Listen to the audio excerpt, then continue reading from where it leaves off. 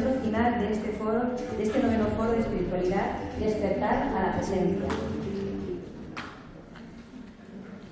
Es el momento de plantear a Enrique Martínez, Mónica Caballé, Manuel Ballester, Fernando Díez y Berta Meneses dudas, inquietudes y preguntas que deseen. Ustedes tienen la palabra.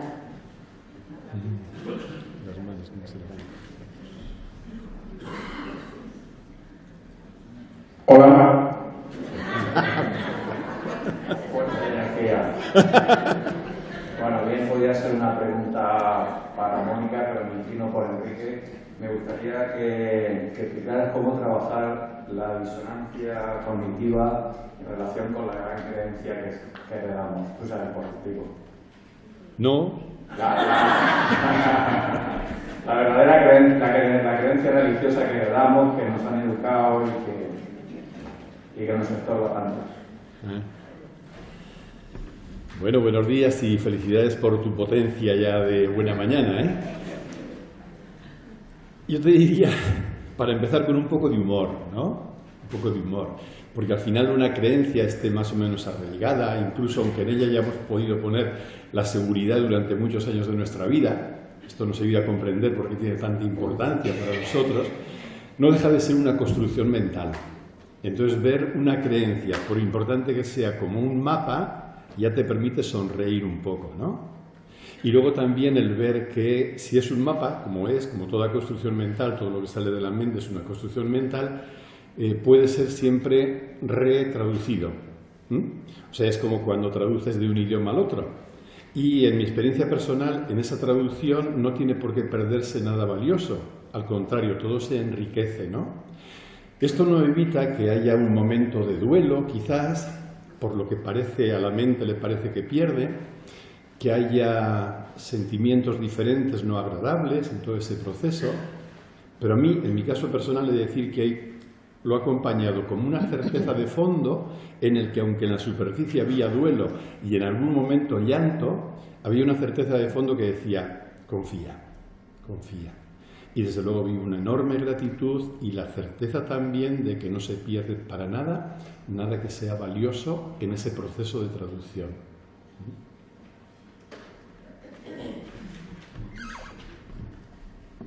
Hola, yo quería hacer la pregunta a Mónica. Bueno, es una pregunta que yo tengo ahí, pero que ayer me la evocó el diálogo con algunas personas, y es que yo he de decir a Mónica que existe una espiritualidad falsa. Enrique la llama, creo, un bypass, me parece. En Zaragoza creo que lo dijiste. Entonces, yo lo que quiero saber es que de qué forma se puede detectar que estás llevando una espiritualidad falsa. No sé,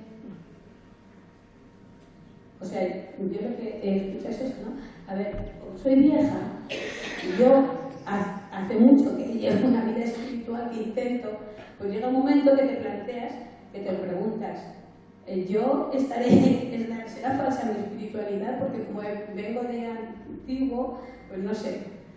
Y entonces quería saber rasgos para distinguir si tu espiritualidad está bien fundada, bien fundamentada, o es posible que haya algo falso en esa espiritualidad. Para mí, para toda la gente. Yo lo pregunto en general, a los que lo necesiten. Ayer, cuando hice esa descripción de los procesos que nos sacan de ese estado de presencia,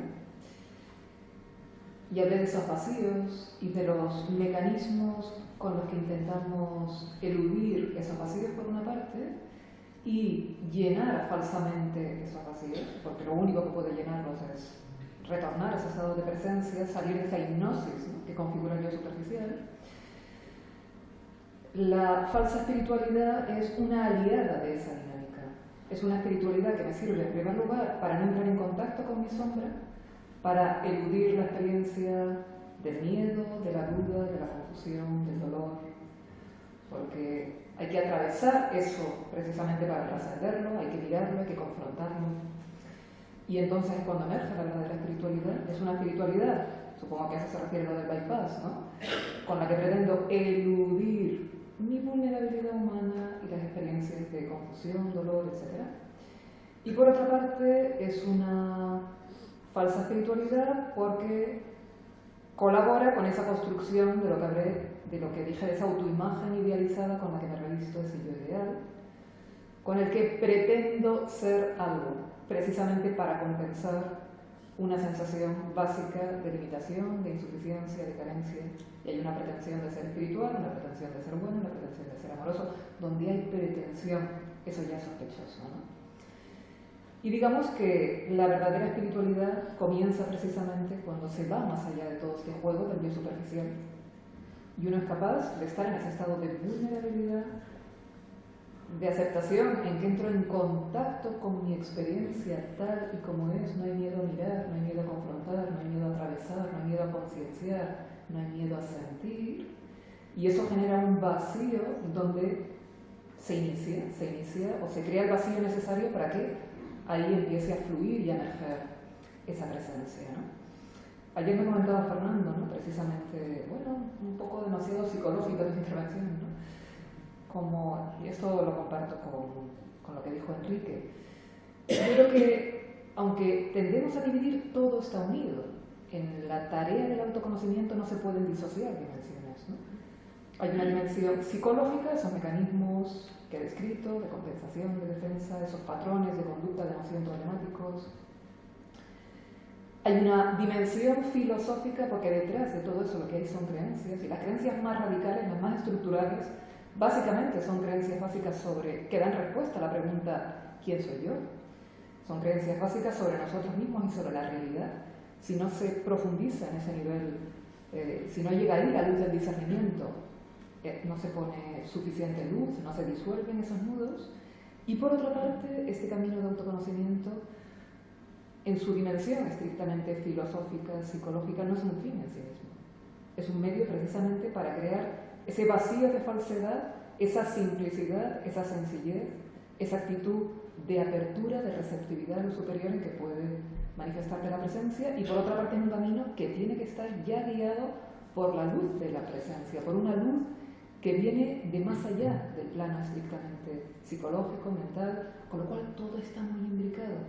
Y mi impresión es que cuando se cultiva una espiritualidad en que eludo ese camino de confrontar mi propia sombra, de responsabilizarme, de comprenderla de ella, muy fácilmente, ahí se cuela, no al 100%, normalmente hay cosas puras mezcladas con otras no tan puras, ahí se cuela muy fácilmente ese yo ideal espiritual y comienza esa spiritualitis que, bueno, como antes comenté, es cómplice de ese yo superficial y además la más difícil de detectar, porque hay manifestaciones del yo superficial que con mucha obviedad cuestionamos, pero esas son las más sutiles y por lo tanto las que resulta más difícil ver y disolver. La persona puede detectar, a ver, si tiene interés, puede que tenga una espiritualitis y no se dé ni cuenta y que siga viviendo así. Bueno, ayer resumí las características del estado de presencia. Si vas un poquito a eso, ¿no? Pero perdona, te he interrumpido. Continúa. No, que quería decir que si una persona tiene interés, a lo mejor, si no se ha enterado de que puede tener una falsa espiritualidad, pues ya está, se acabó. Pero si tiene un poco de interés, es capaz de detectar lo que está en esa situación de falsa espiritualidad. La falsa espiritualidad conduce a nudos, a sufrimiento, a bloqueos, con lo cual ese sufrimiento, esa falta de paz, ya es un signo de que algo ahí tiene que ser mirado, de que algo no es auténtico. Y volviendo a la pregunta que me hiciste, ¿no? ¿Cómo reconocer cuáles son los signos?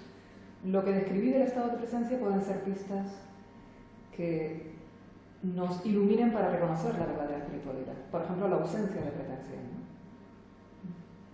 Y tantas otras que no sé. Una cosita, siento un movimiento de decir algo que me ha ayudado en mi existencia compartiendo todo lo que explica Mónica, ¿no? Hay una anécdota referida a los llamados padres del desierto, en aquellos dichos apotégemas tan contundentes, donde un joven se le acerca a un anciano sabio y le pregunta: ¿cómo sabré, como has preguntado, Pilar, que no me equivoco en el camino espiritual? Y aquel anciano le contestó: estarás seguro de no equivocarte en el camino espiritual el día que no juzgues a nadie. Un criterio muy concreto. Y luego creo que fue en el CEN, aquí Berta podrá decir si es cierto, yo, mi memoria me falla, escuché otra pregunta similar, donde también un chico joven le pregunta al maestro: ¿cómo sabré que estoy en el camino espiritual correcto? Y él dice: sabrás que estás ahí porque desaparece la queja y el lamento. Desaparecer la queja y el lamento significa que estás como alineado con la realidad, con la vida, en la presencia de la que hablaba Beth también esta mañana. Y si yo personalmente tuviera que resumir todo en una sola palabra que a mí me ayuda para ver cuando me despisto, cuando estoy dentro, cuando me salgo, sería la palabra apropiación. Cada vez que veo que me apropio de algo, por muy sutil que sea, aunque sea una creencia, aunque sea una imagen que quiero dar, cada vez que yo noto esa apropiación, yo, ya está, ¿no? Sí, la clave es la apropiación, y la falsa espiritualidad es una espiritualidad en que yo me estoy apropiando de mis acciones para construir una autoimagen de alguien espiritual, ¿no? Con lo cual estoy de acuerdo en que la clave es la no apropiación, esa presencia sin protagonismo de la que de una forma tan bella, ¿no?, hablaba Berta, y esto enlaza también con lo que comentaba Fernando, es que nos podemos apropiar hasta de la renuncia, hasta del trabajo espiritual nos lo podemos apropiar, ¿no? Con lo cual la clave es esa transparencia, ese silencio de la personalidad, ese silencio del yo que se da en la no apropiación. Y además hay una... ¿Se oye? Que hay una prueba. Pregunta a tu entorno. Pregunta a la gente que te rodea. Pero también hay que tener en cuenta que, igual que estar sano, no es ser vegetariano y hacer ejercicio, sino tener el colesterol, etcétera, etcétera. Ser espiritual no es ir a los templos a hacer yoga, practicar meditación, sino tener los sentimientos espirituales, afecto, cariño, empatía, generosidad, todas esas cosas. Si uno reflexiona al mínimo, y si no uno es capaz de reflexionar, pregunta al entorno. Muy buen criterio. Pues primero que nada, que no sea un entorno dogmático. Dar las gracias a la Asociación por todo su esfuerzo en el cual este evento es realizable. Sin su esfuerzo y tesón no estaríamos nadie aquí. Por eso le doy las gracias a la asociación. Eso en primer momento. En el segundo, a la mesa, a los ponentes, les podría decir que hemos estado 2 días de plena atención, que ya es una sabiduría, de plena regocijo con nosotros mismos, porque hemos estado llenando nuestro granero de granos que nos habéis ido poniendo poco a poco y nos hemos asimilado. Tenéis mucha sabiduría y por lo tanto yo podría deciros que un camino sin sabiduría es un camino que no se recorre y que por lo tanto se pierde en el camino. O sea que un camino que no es recorrido se pierde, te crecen las malas hierbas y todo queda en el olvido. Por eso es preciso el estar aquí, pero seguir caminando. No solamente el estar aquí en este momento, que los pies no nos llegan al suelo, pero tenemos que ser conscientes de que los pies los tenemos en el suelo y que tenemos que ir caminando, porque de lo contrario todo se va a perder. Hay que seguir caminando. Y el otro punto que tengo es reconocer a todos los asistentes, porque yo les pondría matrícula de honor, porque en una sociedad en la que todo es hostil, que todo es competencia, estemos aquí buscando y luchando por unos valores que no nos va a reconocer en la sociedad. Solamente nos los vamos a reconocer nosotros mismos. La sociedad nos va a tratar como personas casi inútiles, personas no servibles para la sociedad de consumo en que se vive. Pero por eso yo no les daría una matrícula de honor, porque el estar aquí y defender su propia identidad, buscar el conocimiento propio, es ya de ser héroes del camino, héroes de la sociedad en la que estamos todos aquí. Yo podría decirles una cosa en la que antes hemos estado hablando con Berta, que el ego nos hace falta. El ego hace falta porque en esta sociedad en que vivimos, todo lo que no aúlla se lo come. La sociedad se lo come y entonces necesitamos algo en nosotros que aúlle y que nos defienda, porque de lo contrario seremos destruidos. De aquí me recuerda un proverbio o una metáfora sufí en la que se habla del cordero y del lobo. Los dos tienen que cohabitar con nosotros mismos. No puede ser todo lobo ni puede ser todo cordero. Si es todo cordero, pues seríamos personas muy simples, muy llanas. Tampoco podemos ser lobo, porque si fuésemos lobo, se nos comería el cordero y nos manifestaríamos en la calle como verdaderos lobos, como verdaderos ogros. El lobo lo necesitamos para defender nuestra esencia, nuestro cordero. He sido un poquito largo, pero creo que me habéis comprendido. Os doy las gracias y hasta el año que viene. Lo que quiero decir. A ver, todos los ponentes que estáis aquí como maestros en este foro, en un principio vuestros currículums académicos demuestran que habéis cultivado mucho la mente. Tenéis unos currículums, una trayectoria académica con los cuales se demuestra que en un principio, en un momento, habéis cultivado la mente. Luego también tenéis una trayectoria vital que os ha llevado a otras experiencias que son pues, las que nos habéis transmitido aquí. Entonces mi pregunta es, bueno, hace tiempo que escuché una frase, por eso creo que se me entienda bien, no me malinterpretéis, que dice que el joven no puede ser sabio, solo puede ser inteligente. Entonces, como que la presencia es algo vivencial, que bueno, se ha dicho implícitamente, pero yo creo que explícitamente también, es necesaria una madurez, una trayectoria vital dilatada, un tiempo para llegar a la presencia, aunque hay casos que un trauma puede traer esa presencia, pero es necesaria esa madurez para llegar a ese estado de presencia, ese estado de paz. Bueno, me permito contestar en primer lugar para decir que la presencia es, y por lo tanto no es el darse cuenta, el caer en la cuenta, quizás el vivir desde la presencia, todo eso sí que implica un proceso, un camino, una madurez, quizás. Pero la presencia siempre es. Yo trabajo con alumnos desde hace más de 37 años en hacer que desde que nacen, iba a decir, y a los papás se lo aconsejo, no hagan a los niños hiperactivos, sino contemplativos.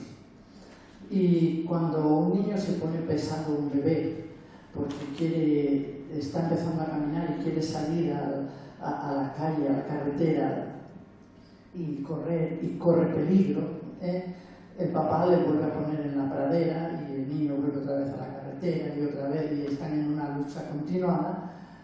La actitud de los adultos es acercarle justamente a algo que le da la plenitud, porque el niño en principio es presente, sobre todo es presente. El bebé, hablo del bebé. Entonces, cuando nosotros hacemos eso y le acercamos a un árbol, por poner un ejemplo, a un matorral, y le hacemos acariciar la hoja, porque la hoja te está hablando, porque mira qué contenta se pone porque tú pasas el dedito por encima de la hoja. Cuando las 1000 situaciones de la vida les enseñamos a ser contemplativos desde pequeños, quizás creamos menos capas en estos velos que luego hemos de desvelar para que la presencia emerja. Entonces implica que todas las escuelas, desde 3 años hasta los 18, hablo de los institutos, generar ejercicios y prácticas con los niños de desarrollar justamente la presencia, de estar contemplativos, de conectarse con ella, porque tienen muchas menos capas que nosotros, muchas menos, y la conexión es bastante fácil. Y hablo de niños en toda la evolución. A la vez, están haciendo todo un proceso de conocimiento personal a nivel psíquico. El conocimiento del cuerpo crece, la realidad se complica, el adolescente las hormonas las tiene a flor de piel, etcétera, etcétera. Todo eso son procesos de integración a nivel de la madurez humana que tiene cuando llega a ser una persona, más o menos imaginaros que tiene 18 años, y por lo tanto ha hecho todo el proceso de individuación de su yo coherente, ha ido todo el tiempo a la par una formación espiritual, en el sentido simplemente de la presencia. Hablo de ser plenamente conscientes en ese sentido. Y por tanto, cuando pueden trascender esa yo de la personalidad, es porque le tienen construido. Antes no le pueden trascender, pero la presencia está desde arriba, abajo, todo el tiempo. Evidentemente que, como dice Confucio, cuando uno llega a la madurez, se ha de transformar en el hombre del bosque, dice, ¿no? Ese hombre, esa persona, esa mujer que realmente capta esa presencia en la multiplicidad de situaciones fáciles o difíciles de la vida. Más o menos. ¿Alguien quiere añadir algo?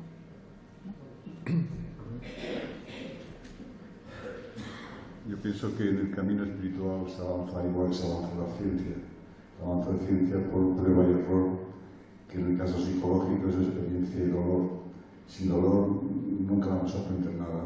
El dolor no nos dice lo que hay que hacer, pero nos dice lo que no hay que hacer. Entonces, cuando alguien perciba en sí mismo algo que da dolor, puede evitarlo. Y por otro lado, pienso que el camino espiritual empieza justo aquel día que uno decide ser mejor. Pero en realidad no es decir ser mejor, que es una abstracción, sino hacer las cosas mejor, que es algo concreto. Desde que te levantas hasta que te acuestas. Creo que es el lema fundamental de desarrollarse espiritualmente.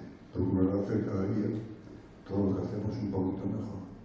Y hay cantidad de cosas que podemos hacer. El trato, alimentación, ocio, aficiones, todo esto. Pero sin dolor no se puede aprender. Es triste que sea así, pero no avanza la ciencia por verificación, sino por refutación. Y a nosotros nos pasa lo mismo. Voy a decir una cosa.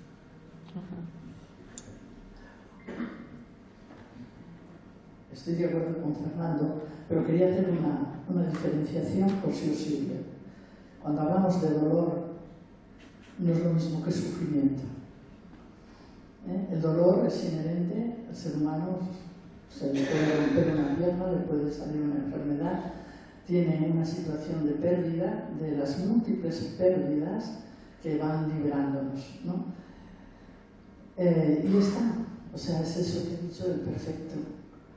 Lo malo es que añadimos apego, de que no sea como es, y entonces generamos sufrimiento.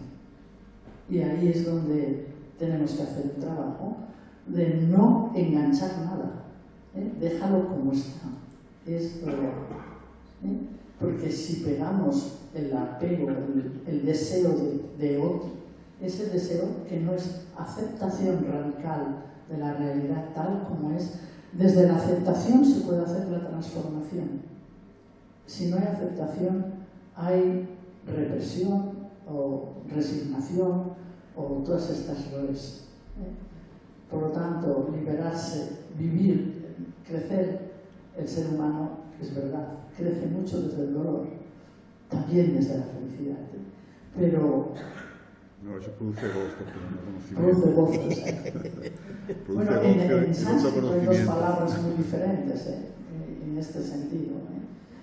Entre lo que es el gozo y lo que es la experiencia justamente de lo que es el gozo. En matemáticas se diría eureka, ¿no? O yendo por un desierto se decía, estoy muerto, me muero de sed, pero veo un oasis. Este pit que se dice en sánscrito. Pero solo cuando bebo el agua experimento la felicidad.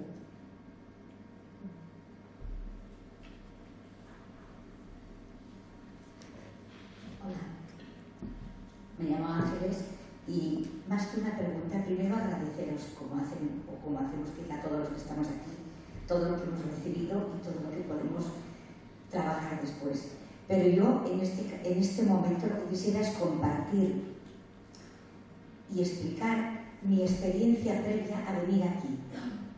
Sabes que vas a venir a una situación que te va a dar más serenidad, más calma, te vas a recibir mucho, y eso me llevó en un momento de aquellos que estás como más en silencio a pensar en mi infancia, y esto lo digo un poco en respuesta a lo que habías comentado antes. Yo ya soy mayor, pero estoy viviendo un momento muy feliz de mi vida, y un día pensé, yo siempre me he sentido feliz de pequeña, pero en cambio es de más mayor, a partir de los 50 o 55, cuando empecé a descubrir que en mi vida han habido cosas muy dolorosas, pero yo no era consciente. Estas cosas dolorosas, que lo único que primero pensé me han hecho fuerte, me llevaron a pensar, bueno, Señor, ¿y a mí quién me ha cuidado en este tiempo que yo no era consciente? Y llegó un poquito de luz en el que descubrí que ahora que siento que Dios está dentro de mí con la ayuda de todos los pasos que estoy dando, pensé, si es que has estado siempre, lo único que yo he despertado a esa presencia de madurez en mi madurez.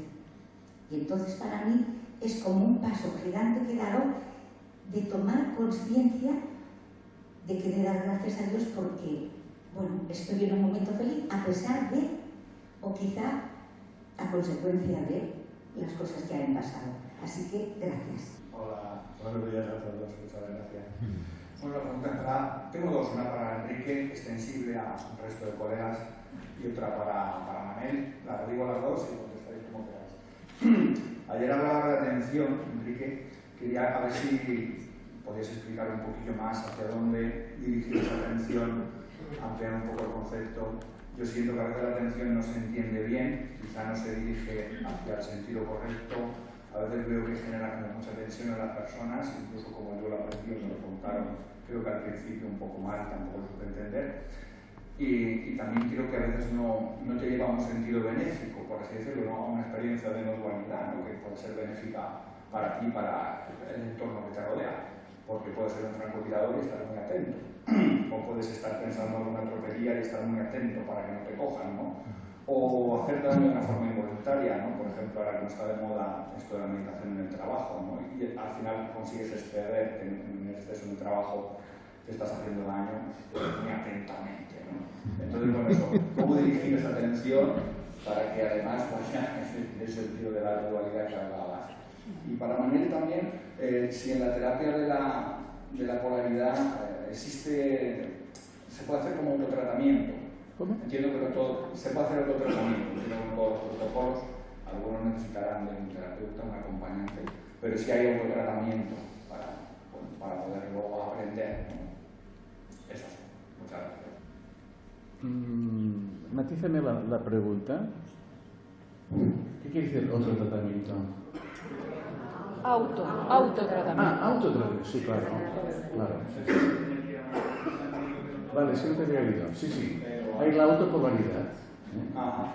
Hay un libro de Michelle White, que es una francesa, por ahí, que es muy pequeñín, y realmente, una vez sabes las bases de cómo funciona el circuito, de lo que consigues con las manos, etc., pues entonces puedes aprenderlo para ti mismo. Y es lo ideal. Liberarte de médicos, de terapeutas y de quien sea. Para hacerlo tú, que es como se ha hecho históricamente. Lo que pasa es que hemos perdido estos conocimientos por el camino, ¿no? Pero sí que se ha hecho, sí. Ahora estamos en las grandes ciudades y hay ayuda, y hay CAPS, ¿no? Pero esto durante miles de años no ha sido así y todo el mundo hacía lo que podía. Y la utilización de las manos para autocurarse era un hecho, aparte de las guerras, etc. ¿no? El libro, por favor, Manuel, ¿cómo se llama? Autopolaridad, Michel Guaret, con Y final, es la francesa. Está muy bien, es cortito y bueno, pues te dan recursos. Lo importante es que tengamos recursos para gestionar las emociones, que es el punto neurálgico de todo, ¿no? Bueno, por lo que a mí respecta, Salva, necesitaría mucho tiempo para entrar en tantos matices inteligentes de una pregunta inteligente. Voy a tratar de ser breve porque quizá también ellos y ellas querrán decir algo, ¿no? Entramos en el tema de la ambigüedad y del límite, la pobreza normal de la palabra, ¿no? Y de los términos que utilizamos. Cuando yo era niño pequeño tenía una maestra en el cole que decía ¡estate atento! Y aquello era una amenaza más que otra cosa, ¿no? Y se entendía con frecuencia la atención como una cualidad de la mente. O sea, la mente tiene que desarrollar esa atención. Hay una palabra parecida a atención que evoca, me parece mucho a lo que tú te referías, que es la palabra tensión. Y que sin embargo es diametralmente opuesta, porque si algo no es la atención, es tensión en ningún sentido. Entonces lo único que me surge decirte ahora, y ya digo, podríamos hablarlo más despacio, o pueden ellos completarlo, sería que el paso decisivo, tal como yo lo veo y quiero vivirlo, es no ejercitarme, aunque entiendo esto, en practicar la atención, no esforzarme en estar atento, sino aprender a descansar en la atención que somos. Y en este sentido la palabra atención sería totalmente sinónima, si no me equivoco, a la presencia de la que nos hablaba Berta esta mañana, ¿no?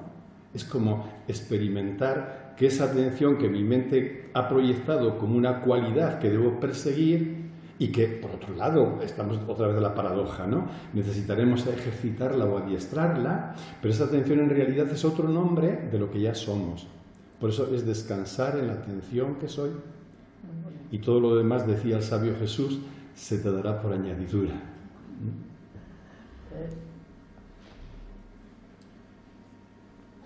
Hay un tema aquí que es un poco crítico y crítica a la sociedad que tenemos, porque yo siempre digo que las grandes sabidurías de Oriente y de Occidente son extraordinarias y que según en qué manos caen se convierten en oro. Estados Unidos tiene mucha facilidad de convertir en oro muchas intuiciones importantes de las grandes sabidurías orientales. Quiere decir que pasa de ser mindfulness a ser Mac-mindfulness. Yo lo siento, pero es un cuidado y una atención que es claro a lo que has dicho tú. Si eres un ladrón, te va a hacer un perfecto ladrón. Y si eres de las Fuerzas Armadas, vas a machacar hasta el tope, a lo mejor, simplemente por esa misma práctica, la cual quiere decir que le ha sacado la intuición espiritual de esa atención, que en lenguaje de la Simone Weil no es concentración, no es con puros, aquí ya verás, no, es una mirada amorosa hacia nosotros mismos, hacia adentro, que se proyectará hacia afuera en la realidad concreta que estás, pero que parte de una apertura total. Entonces, claro, hay otro tipo de atención que un poco parece ser como estar respirando cuando sientes el teléfono, antes de decir, diga, respira, por favor, que a lo mejor tienes que conectar profundamente con el otro, del otro lado del teléfono, ¿no? O sea, es una mirada interna, lo de la Simone Weil es perfecto, ¿no? Porque además está fuera de las connotaciones morales, éticas y necesarias para ser bueno, ¿no? Es mirar amorosa a lo que tú eres, a esa presencia, a ti mismo, poner luz, hacer grupo. Bueno, yo tengo pánico. Y tuve que inaugurar el Congreso de Mindfulness en Zaragoza, ¿eh? Para que veáis cuando les dije que esto del mindfulness es tremendo. Pero existe y conozco muy de cerca, hemos hablado muchas veces. Esta es otra anécdota, hemos hablado con Kabat-Zinn muchas veces, ¿no? Y entonces yo le decía, pero ¿qué sientes? Dice, que se me ha escapado de las manos, os lo digo, dicho por él. Y digo, ¿ah, sí? Dice, sí, ahora mi maestro en meditación me dice, ¿por qué no lo cambiamos por kindfulness? A mí sobre la atención me gustaría, y sobre la consciencia de la atención me gustaría decir algo. La consciencia es algo absolutamente pasivo, simplemente ilumina lo que hay. Puede iluminar tanto lo sublime como el odio. Es una capacidad al servicio del ego. Todo lo universal está a nuestro servicio, prácticamente lo más universal que tenemos, que es la voluntad y la consciencia. Entonces la responsabilidad única es del ego. Tiene a su disposición la consciencia, tiene a su disposición la voluntad, y además son las armas que tienen que enfrentarse para controlar nuestros instintos. Entonces lo importante es saber eso, que la consciencia es absolutamente pasiva, tiene una actitud todo lo que ilumina, iluminativa y creativa. No añade ni quita, simplemente activa. Es una capacidad que tenemos y se puede iluminar tanto lo sublime como el odio, depende del ego. La consciencia es la linterna en el casco del minero. Va iluminando aquello donde se dirige su mente, no hace otra cosa.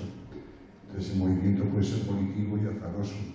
Las consecuencias son completamente diferentes. Pero lo fundamental es unificar voluntad y consciencia. Porque la consciencia no se desarrolla ni cambia, es algo universal. Simplemente o se utiliza o no se utiliza. No hay niveles de consciencia. Se utiliza o no se utiliza y la manera dependerá del ego, de su capacidad, voluntad y consciencia. No añado nada porque se ha explicado sobradamente. Solo recordar que ayer apunté de que no me gusta cuando se habla de la conciencia testimonial como si fuera una cuestión técnica. Recordaréis que ayer se habló en estos términos, ¿no? Porque la espiritualidad es una cuestión de pureza, de amor a la verdad, de amor al bien, de amor a la belleza, de amor a la realidad. Y finalmente, lo que yo entiendo por atención es sencillamente una actitud de apertura a la luz de la verdad, lo que dije ayer, un estado de disponibilidad que la verdad me lleve donde me tenga que llevar, una actitud de reconciliación completa con la experiencia presente. Para mí, y aquí no sé si habrá divergencias, no es recordáis que en los diálogos lo comenté, una amiga mía que ponía el ejemplo de la atención, si estás partiendo zanahorias, estás con las zanahorias. Y yo le decía, pues yo cuando parto zanahorias, cuando cocino, es mi momento perfecto para pensar, para crear, me vienen poemas, me vienen ideas. No, pues tienes que estar en la zanahoria. En fin, yo no tengo esa concepción técnica del estar presente tan chata, en mi opinión. Lo veo más como un estado de reconciliación completa con la experiencia presente, que no estás resistiendo lo que es, por lo tanto es un estado de amor, de apertura, de acogida, y como un estado de apertura a lo superior, que es un estado de escucha y de receptividad y obediencia a lo profundo. Para mí eso es la genuina atención. La técnica de la atención, ahí tengo mis más y mis menos, a lo mejor luego hablaré con Berta al respecto. Además yo soy muy despistada, a veces me han invitado a hablar de la atención y he dicho, no, daría risa si yo hablara de la atención.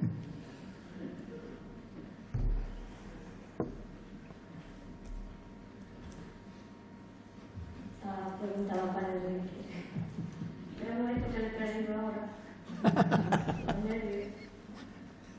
Ayer, según lo que tengo aquí, creyendo que somos yo, a partir de ahí juzgamos como ilusión lo real. Ajá. Es así. Sí. Y lo real como ilusorio. Porque me pierdo. Me pierdo más en... Ahí juzgamos como ilusión lo real. No sé si lo dijiste así o me lo estoy viendo. Claro, cuando estamos identificados con la mente pensante, con el ego, con el yo, creemos que es totalmente real aquello que la mente percibe como real. Y no nos damos cuenta de que eso de que la mente percibe como real, esta mañana decía Berta algo también, es algo construido por la propia mente. Es una realidad modulada por la mente. Entonces, en cierto modo, es una realidad, entre comillas, ilusoria. Tomamos como real lo que es una ilusión óptica, diría Einstein, ¿no? Una ilusión creada por la mente. Y lo que es realmente real, que es lo que trasciende la mente sin negarla, sin querer nada malo contra ella, lo que es realmente real se nos escapa, porque la mente no puede alcanzarlo. Esto se ve con toda claridad cuando una persona está en un paradigma. Tú sabes que un paradigma es como un marco que nos permite ver lo que el marco posibilita, ¿no?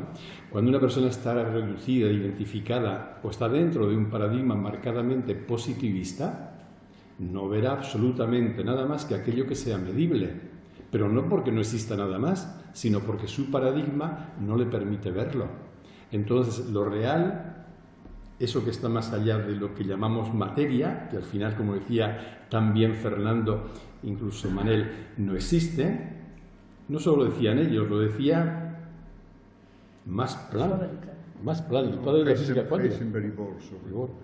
Pero Max Planck decía, después de, hablo como científico. Max Planck era realista. Sí, pero decía, hablo como científico y después de toda una vida dedicada a la observación de la materia, tengo que decir esta afirmación: la materia como tal no existe. Y sin embargo, cuando estamos ahí en ese paradigma, por ejemplo, positivista, es lo único real para nosotros. Estamos tomando lo que es una ilusión, un efecto óptico de la consciencia, lo estamos tomando como real. Y lo que es realmente real nos parece ilusorio o nos parece una alucinación. Y cuántas veces las experiencias místicas, de hecho, se han visto como alucinaciones psicóticas, por ejemplo, ¿no? A eso me refería.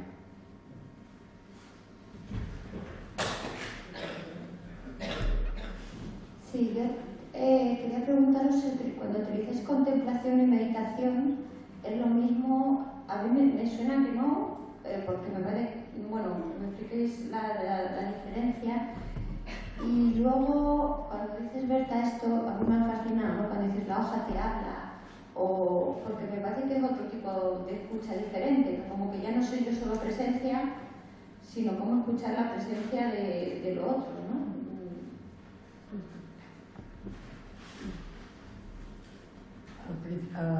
Has comenzado diciendo, antes de lo de la hoja, ¿cuál es el? Contemplación. Exacto. Meditación, contemplación. En realidad, en la historia de las religiones, ¿no?, siempre se ha hablado de que es necesario, los monjes, por poner un ejemplo, la lección divina, la meditación y la contemplación. Por lo tanto, ya están distinguidas desde siempre. La contemplación no es lo mismo que la meditación, porque en la meditación, en principio, hay objeto. Yo oigo una frase y puedo meditar en ella, o puedo simplemente oírla y dejarla y quedarme sin nada, haciendo contemplación. Pero si yo, ante una frase, ante una situación, leo un fragmento de la Biblia, del Evangelio, de cualquier sabio, y busco qué aplicaciones tiene para mi vida y demás, puede que sea meditación, puede que esté meditando. Cuando simplemente me sitúo en la presencia, sin objeto, es contemplación. Entonces es diferente. En la contemplación no hay objeto. En la contemplación intenta no haber apego. Por lo tanto, tiene que aprender a no luchar, porque hay pensamientos. Los pensamientos continuamente entran, salen, hacen su ruta, ¿no?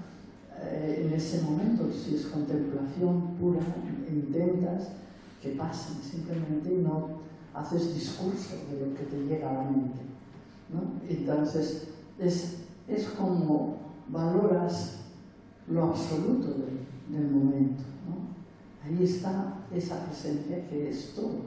Y si no te liberas de los velos que te impiden, no la dejas emerger, como se dice, es la luz del alma. Eso es una explicación simple y rápida. Cuando hablo de la hoja, en realidad los seres inanimados y los animados, las plantas, los fenómenos y las personas, continuamente están predicando, podríamos decir, continuamente. no depende nada más que de tu presencia que puedas sentir estos sermones. Es una metáfora.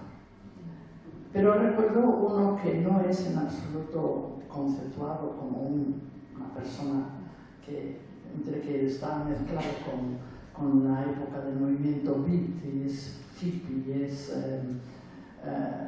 y posiblemente la droga también estaba entre medios, ¿no? Que es Huxley,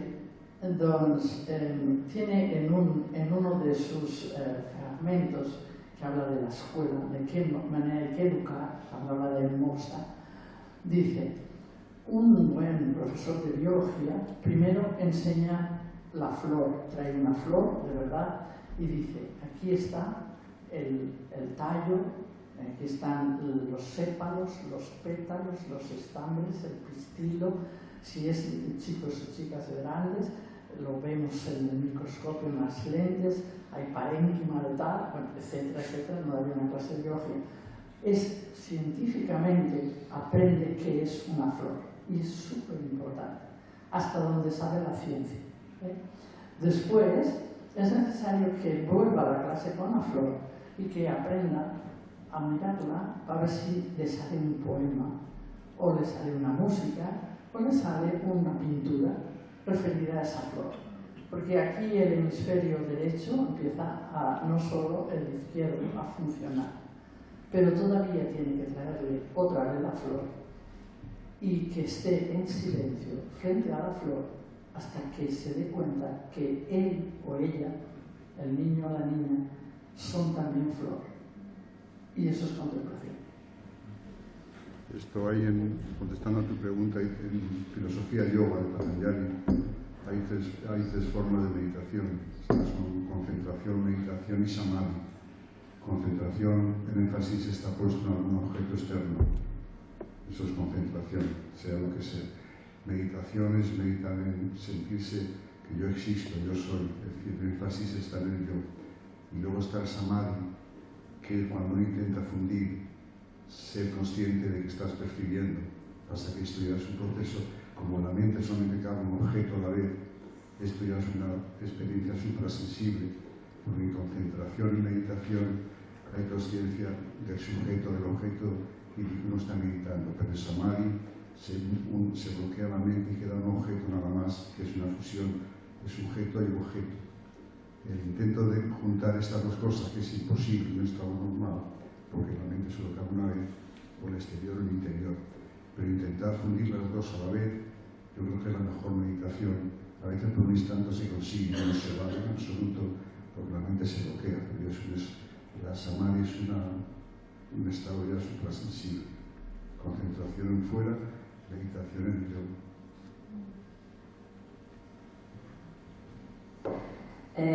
Muchísimas gracias a toda la mesa por todas las perlas de sabiduría que nos habéis transmitido. Muchas gracias. Yo quería preguntar a la mesa, porque antes lo he estado hablando con Enrique, ¿realmente todos opináis que para cambiar esta sociedad tan consumista, corrupta, con todas estas manipulaciones del dinero que está por encima de las personas, en cuenta de mirar por el pueblo, por el bien común y todo esto, ¿opináis todos que el principal cambio lo debemos hacer a nivel individual? Que cada uno responda lo que crea conveniente. Muchas gracias.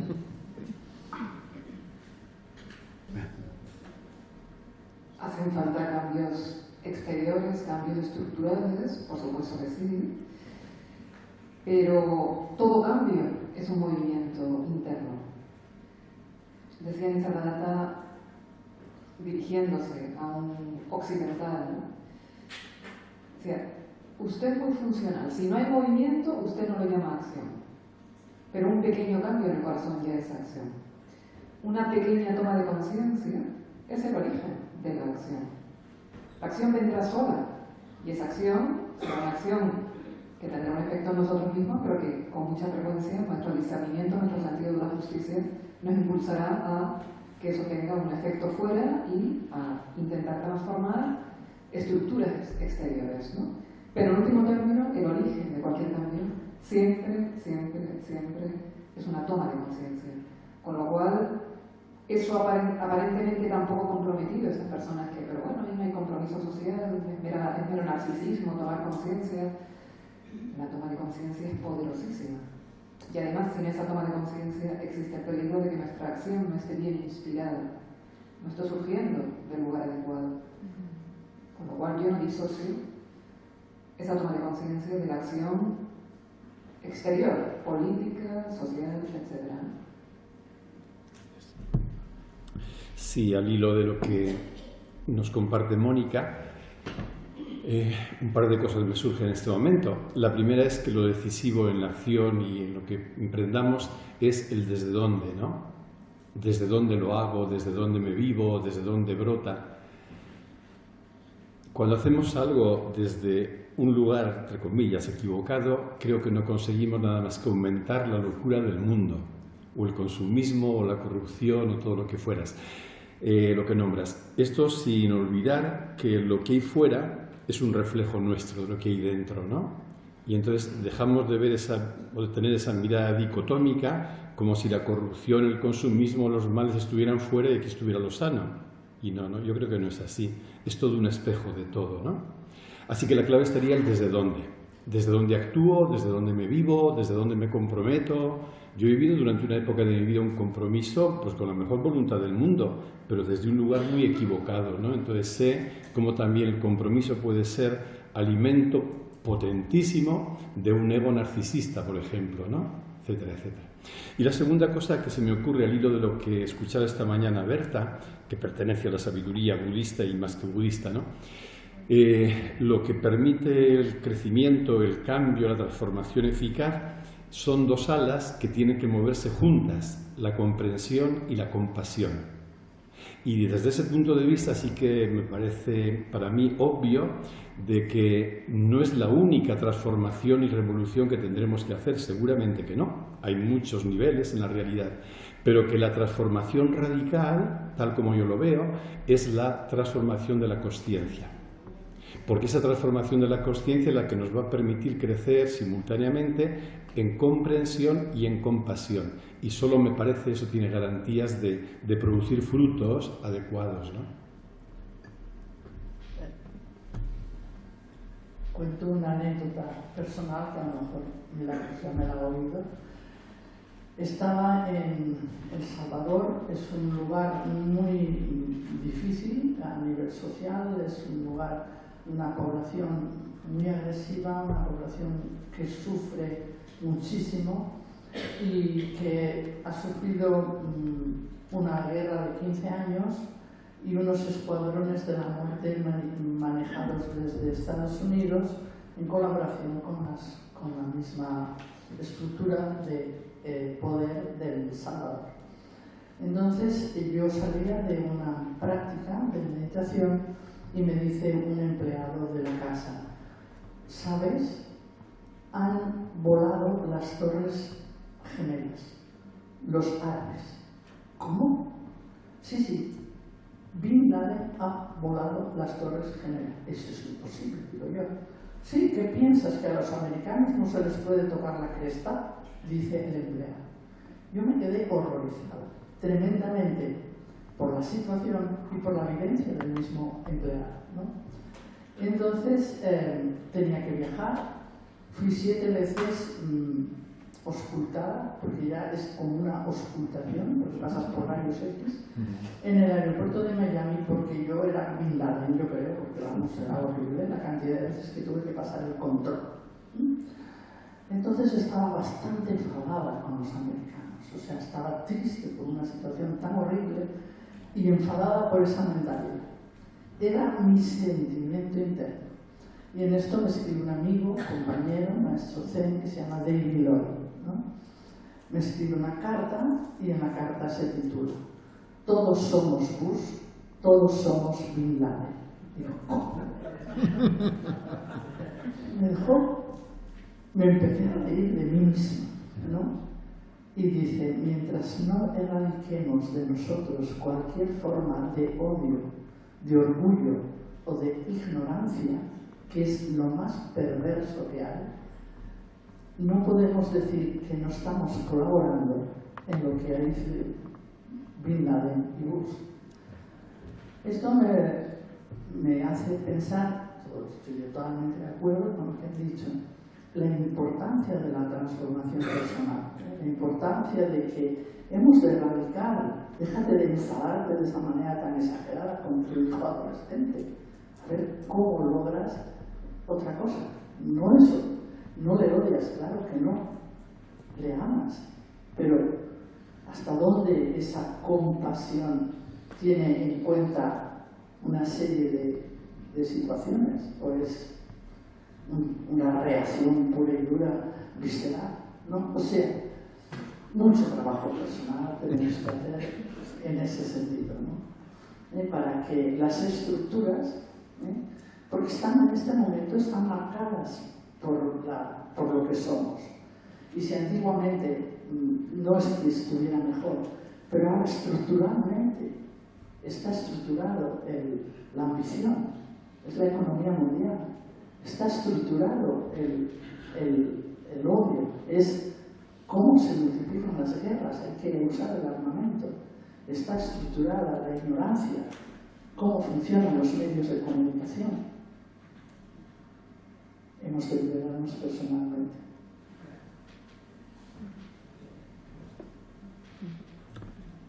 Yo creo que la historia, la sociedad lleva su propia inercia y que cambiarla globalmente es imposible, podemos cambiar individualmente.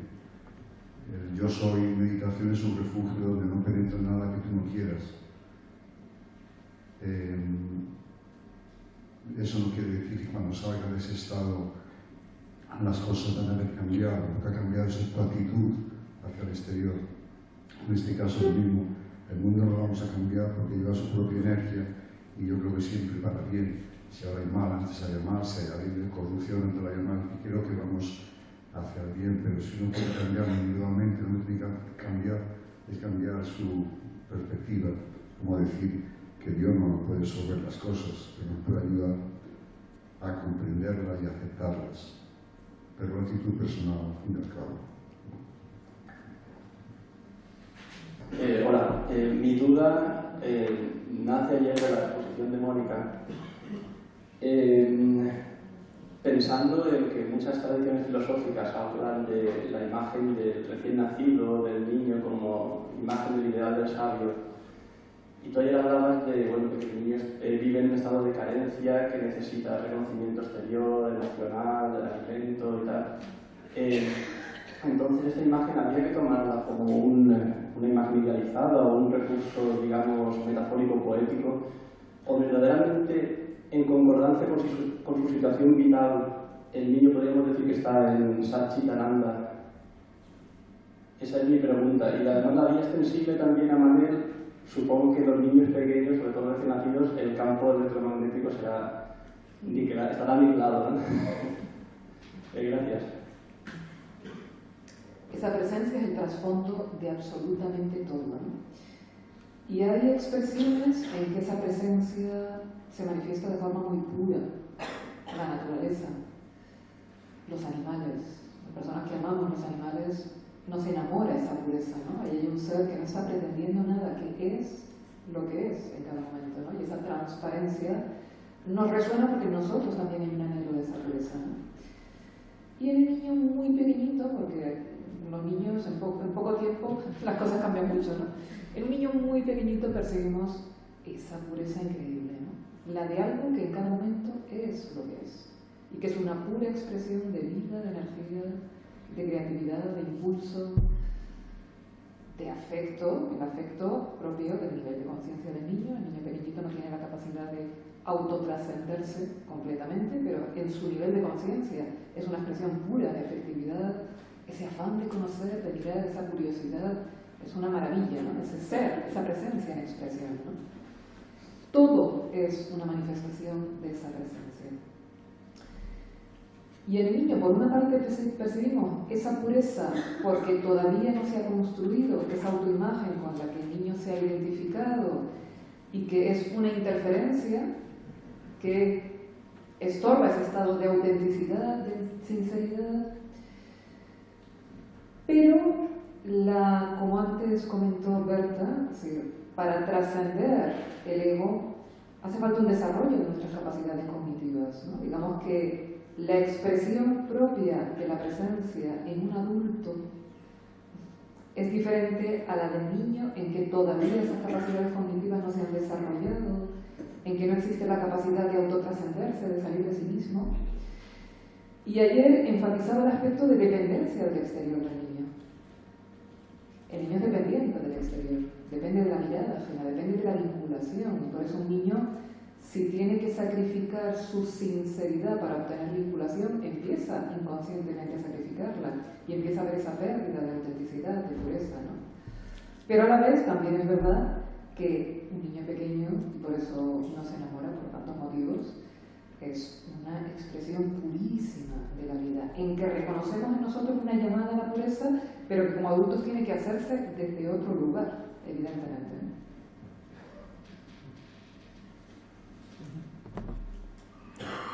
Bueno, gracias. Es complicado.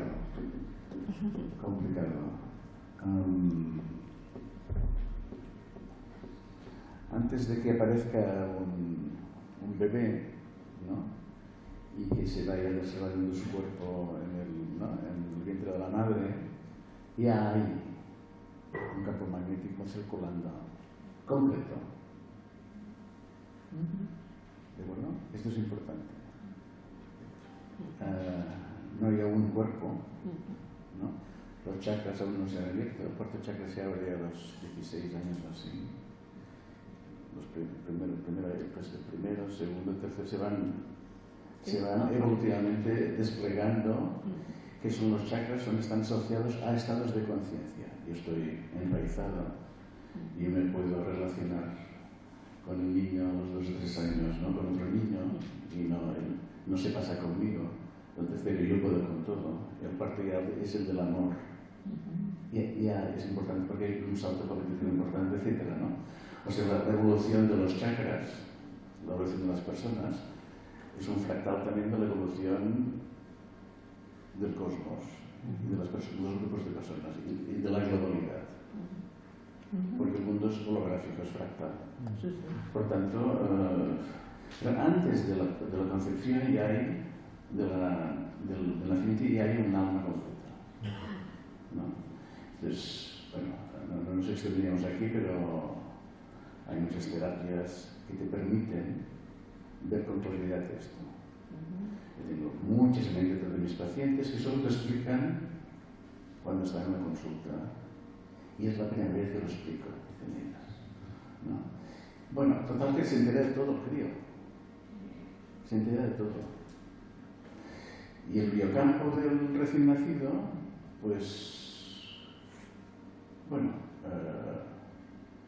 tiene muchos bloqueos, o puede tenerlos ya. Porque ya ha vivido las discusiones con los padres, y esto me lo han explicado a mí, que hice 3 años de terapia transpersonal con una persona, acompañando a mis pacientes angustiados, y me enteré de todo lo que es el proyecto del alma humana. Increíble. Y entonces empiezas a entender que eso no es la infancia, muy importante, sino que hay muchos otros aspectos que influyen en el comportamiento. Me acaba de nacer, hace 2 años y medio me nació mi 7ª nieta. Y me dice mi hija, oye papá, la Mar me sorprendió el otro día porque íbamos en coche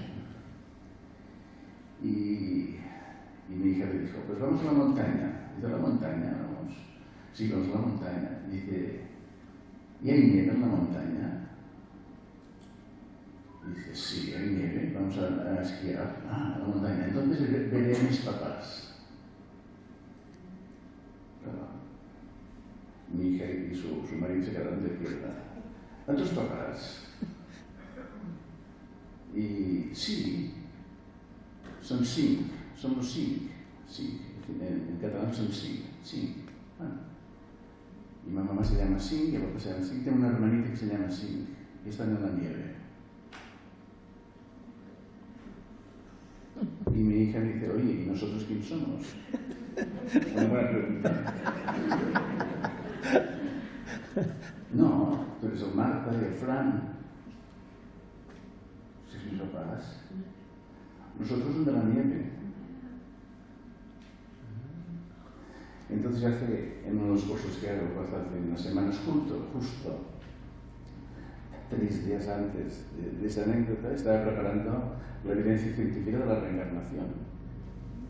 Es ahí en Stevenson, los niños que hablan de 3 vidas, 3.500 casos, recogidos durante 40 años, volando 100.000 kilómetros cada año, arriba y abajo, para corroborar obsesivamente aquello que te decía que el niño que tenía 2 o 3 años, de los 2 a los 4 años hay una ventana.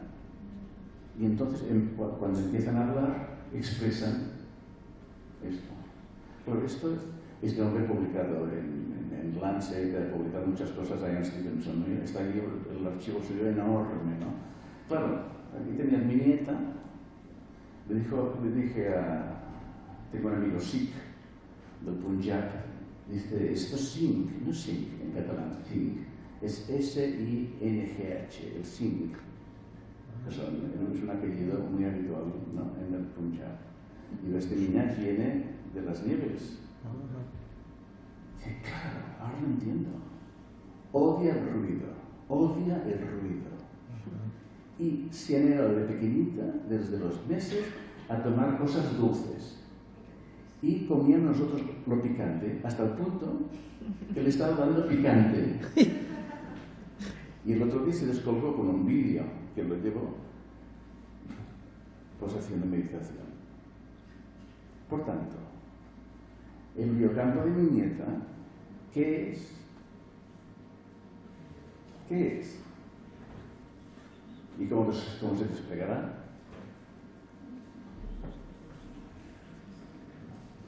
Por tanto, los chakras son una parte de la historia, que es la interacción, ¿no?, con la vida que te despliegas en este momento, pero el alma humana está en otro plano.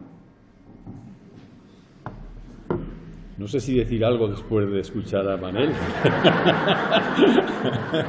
No sé cómo percibes mi biocampo desde aquí. Solo quería decir una cosa que no sé si será útil, servirá o no, pero hablando del niño, de tu pregunta, ¿no? Y al hilo de lo que decía Mónica también, yo creo que esto, tal como yo lo leo, tiene que ver con la paradoja y con la metáfora. La paradoja, yo creo que en la realidad del niño, por un lado, vemos pura inocencia, pura presencia que se despliega sin bloqueos, sin imágenes, sin autoimagen que la deforma, y al mismo tiempo plena necesidad, plena vulnerabilidad. Esa es la paradoja, o sea, pura inocencia, pura expresión de la presencia que es, y al mismo tiempo total necesidad, que necesita que papá o mamá lo toquen y lo acaricien porque si no se siente muerto, ¿no? Y por otro lado, metáfora. Y la metáfora me viene porque son diferentes tradiciones espirituales que han hecho referencia a aquello de si no os hacéis como niños, o el mismo Nietzsche, ¿no? El proceso del que habla Nietzsche de camello, león, ¿no?, y niño. El niño como la etapa de la sabiduría. Ahí yo creo que es en el plano de la metáfora y que quizá se conecte, Mónica lo dirá, con lo que hablaba ya de la limpieza de corazón, ¿no? Pues hacerse como niño es recuperar esa inocencia original que, sin embargo, paradójicamente ya lo somos, ya la somos, ¿no? Así lo veo yo. Sobre el tema de la reencarnación que ha salido Manel, quería decir algo, que es que de alguna manera la ciencia hoy en día ha demostrado la reencarnación, que el genoma es el resumen de mucha experiencia y de muchas vidas. No tiene la forma exacta que tiene Pitágoras o Platón o, digamos, la filosofía india, pero luego es una intuición bastante buena. Ten en cuenta eso, que el genoma es un resumen de mucha experiencia y de muchas vidas. O sea que científicamente tiene alguna justificación. Como soy un poco lento, entonces estaba meditando sobre la pregunta de este chico. ¿Qué hay que hacer con el mundo? ¿No? Y entonces, bueno, yo como cardiólogo tengo una experiencia muy interesante y ahora estamos investigando sobre la coherencia cardíaca. Y esto es una clave. La coherencia cardíaca se puede medir. Nosotros ahora estamos investigando con una universidad. Hace años que el Instituto Harnath pues tiene un aparato de biofeedback que dicen que tú ves tu propia coherencia cardíaca con un aparato que te conectas en la oreja. Bueno, estamos cuantificando todo esto. Pero realmente el campo magnético cardíaco es tan grande que lo que hace es sincronizar todos los campos que hay en el cuerpo, todos. Es tan poderoso que cuando estás enamorado, todo funciona bien tú. Nadie se pone enfermo esta mañana. Curioso, ¿no? Porque todo funciona perfecto. Es el director de orquesta perfecto. Cuando el director se va, la orquesta sigue funcionando. Por un tiempo, ¿no? Y claro, esta coherencia cardíaca, y desde el punto de vista matemático tiene una señal muy clara de bienestar absoluto, de presencia. Estoy como Dios. ¿No? Esta es la presencia absoluta que algunas veces se consigue en la camilla, moviendo energía. Pues esto se puede transmitir al vecino. Y entonces ya tienes una coherencia que es inducido en el vecino de grupo. Buen rollo. Es que vas a verlos prácticamente, ¿no? Pues que además Harnath lo pone ahora y hace un training, ¿no? Un entrenamiento para conseguir una coherencia de grupo en grandes grupos. 1000 personas, 2000, 8000 de universidades, empresas, etc., ¿no? Y desde el gerente hasta el último trabajador van a la formación. Bueno, pues a las cabos, una formación, no sé si son 2 o 3 semanas, pues bajas laborales, depresión, problemas digestivos, etc., bajan radicalmente. Y persisten, al menos en los estudios ellos, hasta los 6 meses.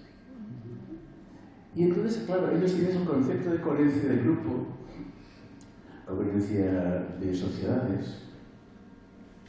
Hay sociedades crispadas y hay sociedades no crispadas. Coherencia global también, ¿no? La idea de ellos es crear un estado de opinión en el cual el amor sea el protagonista y la coherencia cardíaca se expanda para generar un movimiento único, cuántico, de campo magnético global. Claro, esto es un ideal, pero de alguna forma, a nivel más local, ya lo han conseguido ellos. Por tanto, esto es un ideal. Las estrellas están aquí, los podemos alcanzar, pero nos dan una orientación, ¿no? Yo tengo la sensación que la orientación es el amor. Nosotros hemos hecho una experiencia en ese sentido. Hemos hecho una experiencia en ese sentido, utilizando el aparatito, que en realidad es, al menos el que hemos utilizado nosotros, es una pantalla, como si fuera una pantalla de televisión, lo que se ve, ¿no?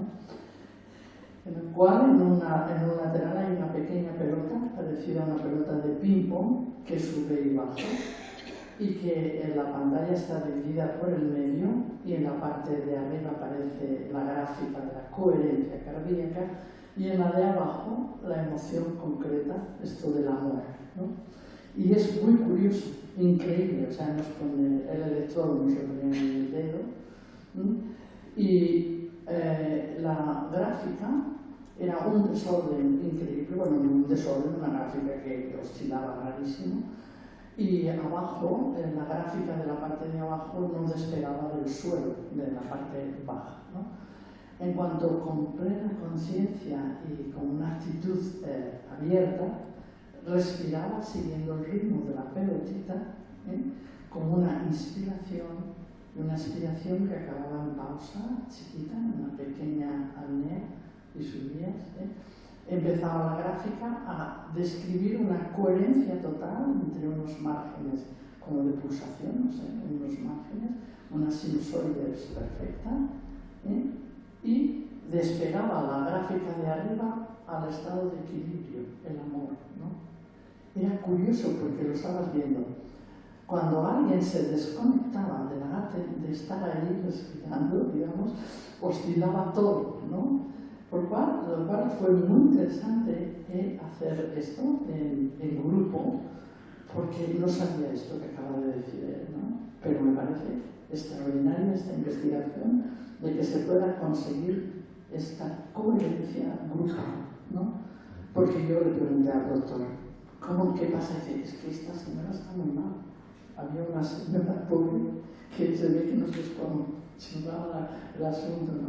Pero la importancia de esa presencia, que era la respiración, y de esa actitud de amor como energía. Increíble. Muchísimas gracias. Tenemos que acabar aquí la mesa redonda, es una pena. Muchas gracias a todos ustedes y muchas gracias a los ponentes.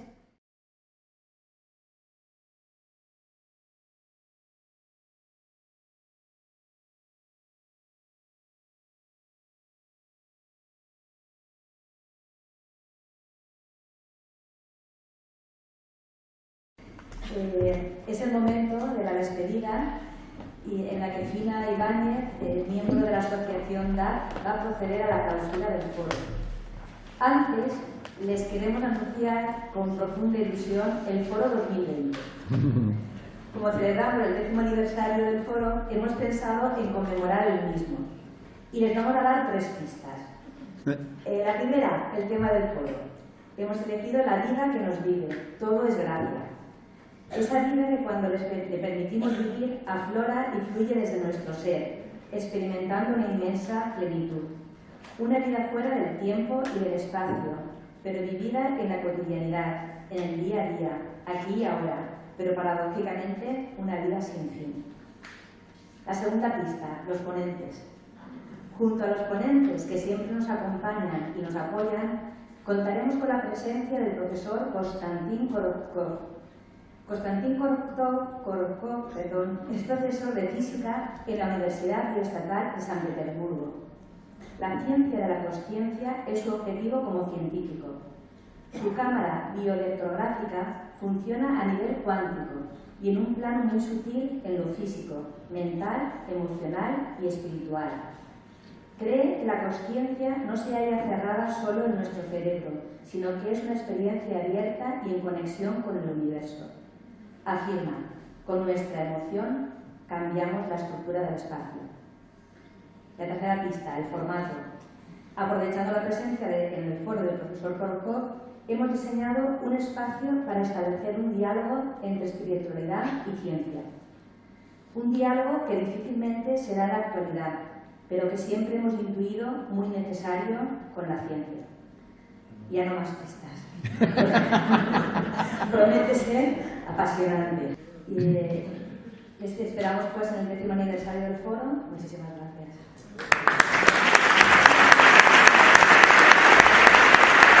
Buenas tardes a todos.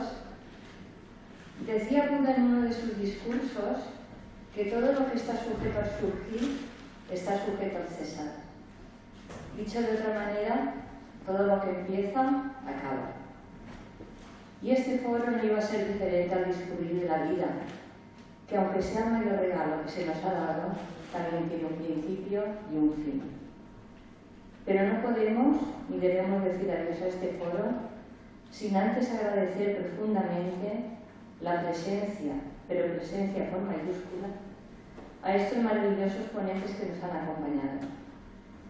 Gracias a Enrique por su apoyo incondicional y, cómo no, a Mónica, a Manet, a Fernando y a Berta. Gracias por aceptar nuestra invitación. Tampoco podemos irnos sin daros las gracias a todos vosotros. Sin vuestra presencia, también con mayúsculas, este foro no hubiera sido posible. Ha sido un verdadero lujo teneros a todos vosotros aquí.